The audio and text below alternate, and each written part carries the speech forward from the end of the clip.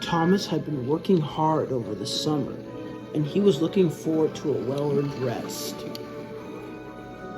But when in the yards, as he was shunting the coaches into their siding, he saw some very strange points.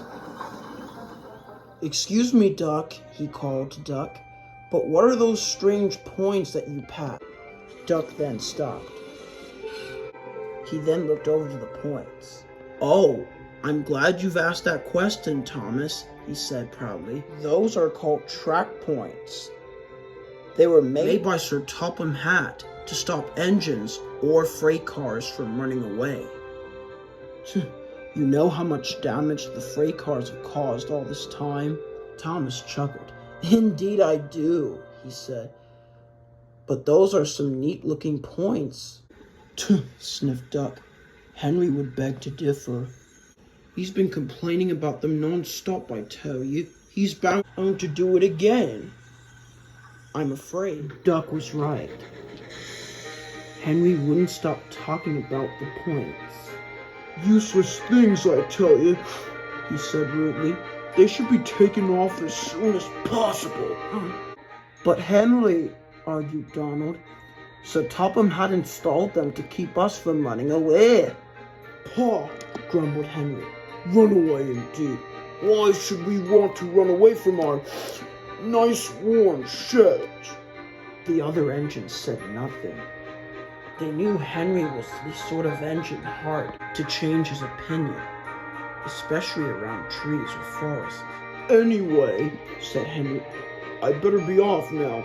Wouldn't want to crash into another station again, would we, Gordon?" Gordon just groaned with indignation as he puffed away. That night, Henry was alone in the sheds. "Where are all the others?" he said to his driver. "They're usually here on time." "Sorry, Henry," his driver replied, "but last time I contacted the signalman, he said that Gordon wasn't due back with the express till morning. Thomas and Percy are busy on Edward's branch line, and James is away taking Mrs. Kindly for a special tour. Something special, I believe." Henry then groaned. "But that means I'll be all alone here." "Don't worry, Henry," his driver chuckled. "The firelighter will be coming here soon." And then he left that night. Henry sighed. He was beginning to feel lonely. He was very glad the firelighter came. He was so glad that suddenly he didn't feel cold or lonely anymore. Before the sun was rising, Henry's firelighter began to heat Henry's firebox till it was as glowing as a searchlight. He then checked Henry's wheels, examined his whistle, and checked all around the valves.